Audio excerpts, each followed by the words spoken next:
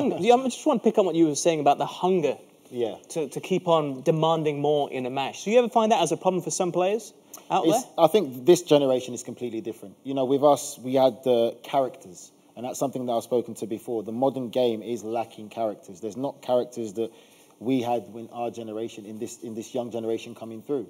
So sometimes people might say they're a bit spoiled, a bit pampered, they have it too easy. There isn't that real hunger anymore because, you know, money plays a factor in it, and it's about the passion of the club. Do you believe this?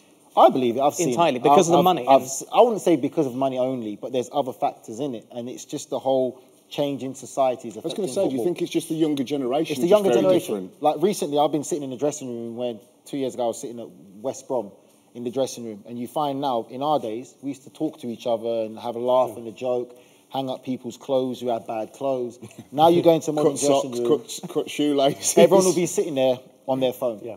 They don't even talk. And I sat there at one dressing room, I was at West Brom recently, and I sat there with Gareth. I said, Gareth Barry. And I said, Gareth, is this the modern day dressing room now? Is this what it is like? And he said, yeah, everyone's on their phone. There's no socialising no more. And you're actually seeing a lot of managers, particularly, again, somebody that Nigel would know very well, Martin Olin, John Robertson. I remember doing commentaries of games, and John Robertson would come out the tunnel and we'd have a little chat and talk about some of the younger players and the younger generation, and he said the generational shift. Now, Martin O'Neill got sacked from Nottingham Forest not so long ago, and the suggestion was that his way of dealing with individuals and players, which I always found acceptable, modern players wouldn't listen to.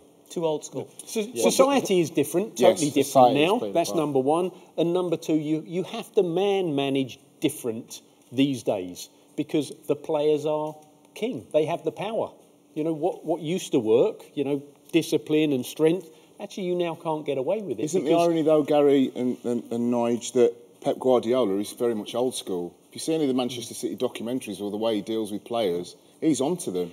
He's not, there isn't any messing around. There isn't kind of like patting people on the back. He will dig people out. But the thing what he's done is he's established the winning mentality, and he's got the right characters. He's got characters who want to win. He's had full control at that club because he's Pep Guardiola. A lot of these managers now at all these other clubs don't truly have full control. There's always someone else who's the director of football who picks and chooses players.